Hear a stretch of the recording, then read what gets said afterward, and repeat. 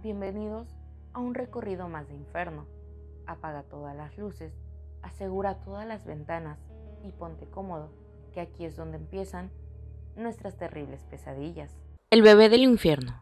Soy sacerdote en México y quiero contar mi experiencia. Hace mucho tiempo viví la experiencia más aterradora de mi vida. Una madre dio a luz a una hermosa bebé. El parto había sido sin complicaciones, pero con el paso de los días algo extraño pasó. Una madrugada la niña no paraba de llorar. Al encender la luz vieron que decenas de moscas salían de su cabeza y al revisar su pañal, larvas negras se retorcían asquerosamente en medio de su excremento, el cual despedía un olor nauseabundo que hizo vomitar a su madre. Rápidamente se trasladaron al hospital, pero los médicos no daban explicación alguna a dicha condición. Le hicieron estudios y se reveló que la bebé estaba muerta. Su corazón no latía, sin embargo, lloraba y se movía. Creyentes de la fe supieron que algo malo sucedía, así que la llevaron a la iglesia, donde intentaron bautizarla sin éxito. Esa noche, hechos aterradores que jamás olvidaré dieron lugar en la iglesia, empezando por un incendio en el altar. Las figuras religiosas volaron por todo el lugar y el Cristo de la parroquia comenzó a sangrar. La llevamos a una catedral cercana, donde el párroco ejercía el exorcismo. Ahí supieron que su hija había nacido sin alma y un demonio había tomado su pequeño cuerpo como medio para salir del infierno. Ante este hecho, la niña fue llevada y aprisionada en los sótanos del Vaticano, donde permanece junto a otras cosas que el mundo desconoce. El viejo Juan.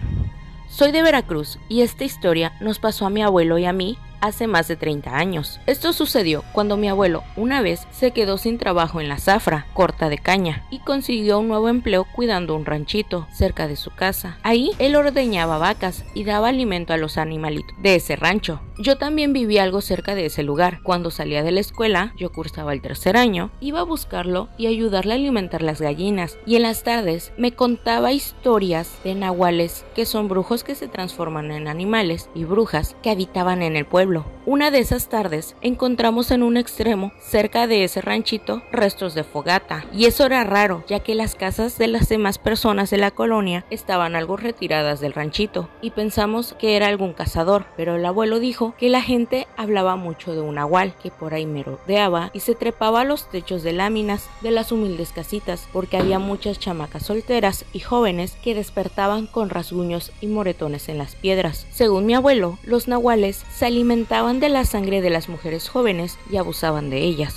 Mi casa también tenía el techo de lámina y estaba justo enseguida de la casa de mis abuelos, y en una noche se escuchó como algo pesado cayó del techo de mi casa. Claramente vimos cómo con cada pisada se hundían las láminas, crujían las vigas de madera del techo. Mi madre, mis hermanos y yo, asustados, rezamos, pues mi padre aún no llegaba del trabajo, y al día siguiente mi hermana de 14 años amaneció con moretones en los brazos, piernas. Fui corriendo a decirle a mi abuelo y me dijo: ese mendigo nahual. Terminamos rápido de alimentar a los animales y nos regresamos a la casa, y ahí mi abuelo habló con mi madre y le pidió que pusieran cosas de metal oxidado y con filo arriba del techo, cuchillos, varillas filosos, porque eso dañaba a los nahuales con solo tocarlos, y así lo hicimos. A la semana siguiente, ya estando con mi padre en la casa, pasó lo mismo en la noche, y salió mi padre con un machete en mano y escuchó que ese animal cayó al patio trasero, cerca de un árbol llamado ubero, y al llegar al lugar, solo vio que era un perro enorme. Corría en sus 2 patas traseras como un humano, y lo vio correr hacia el monte. A las 2 semanas, el abuelo dijo que una de las vacas estaba por parir, y me pidió que lo ayudara con el alumbramiento. Fuimos por comida, cena, café y unas mantas, pues me quedaría con él en el rancho. A eso de las 11,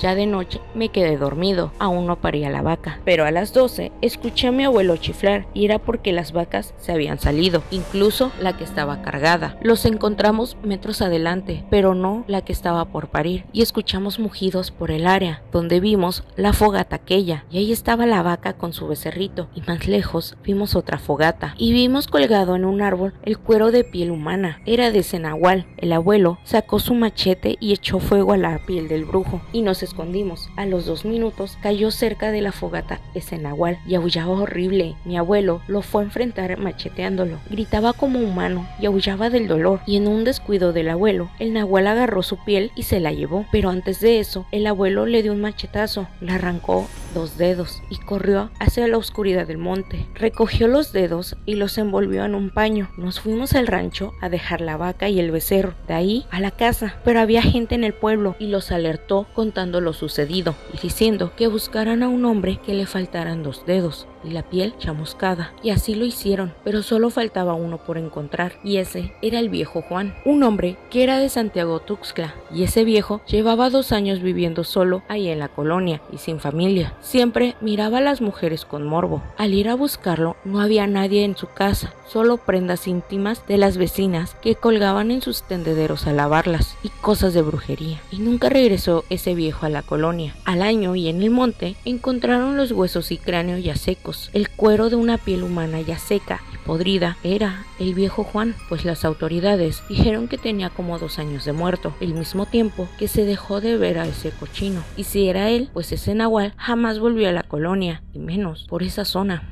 La mano peluda. Se dice que en un pueblo de México, una leyenda que aterrorizaba a todos los lugareños, la historia habló de la mano peluda, un espíritu maligno que se decía vagaba por los oscuros callejones de la localidad durante las noches más sombrías. Según el relato, hace muchos años, un hombre llamado Juan, de aspecto taciturno y mirada melancólica, vivía en ese pueblo. Se decía que había realizado un pacto oscuro con las fuerzas del mal para obtener riquezas y poder. Como consecuencia de su oscura transacción, su mano derecha se cubrió de un pelaje espeso y siniestro. Juan, consumido por la culpa y el arrepentimiento, intentó destruir la influencia maligna, pero era demasiado tarde. Su mano había adquirido vida propia y se había convertido en un ente siniestro, con garras afiladas y una fuerza sobrenatural. La mano peluda se alimentaba de la energía de las almas desprevenidas. Se decía que sus dedos podían estirarse hasta alcanzar cualquier rincón oscuro, introduciéndose sigilosamente en las habitaciones de las casas y arrastrando a sus víctimas a un destino desconocido. La leyenda advertía a los habitantes del pueblo que no salieran de noche sin una linterna o una vela encendida, ya que la oscuridad era el aliado de la mano peluda. Incluso los perros aullaban lastimeramente cuando sintieron su presencia, advirtiendo a las personas de su cercanía. A medida de que los años pasaron, los rumores sobre la mano peluda se extendieron más allá de aquel pueblo, convirtiéndose en una historia de terror compartida con todo México. Las personas comenzaron a compartir sus encuentros espeluznantes con el espíritu, describiendo su tacto frío y su risa malévola que resonaba en la oscuridad. A pesar de los esfuerzos por desenterrar esa entidad maligna, la mano peluda siguió aterrorizando a las almas inocentes y se convirtió en una historia de advertencia para aquellos que desafiaban las reglas y se adentraban en la oscuridad sin precaución. Incluso en la actualidad hay quienes juran haber sentido la presencia de la mano peluda, y aunque muchos la consideran solo una leyenda, aquellos que han tenido el desafortunado encuentro con esta entidad aterradora nunca olvidan cuando el miedo se apodera de ellos, cuando sienten sus garras acercándose sigilosamente en la oscuridad de la noche. Aquí finaliza nuestro recorrido por Inferno. No olvides suscribirte al canal, dar like y compartir. No olvides seguirnos para así poder estar pendiente de nuestros nuevos recorridos. No dudes en mandar tus experiencias a nosotros, pues queremos que Inferno vaya creciendo. Nos vemos en el siguiente recorrido de Inferno. Que una luz encuentres en tu camino.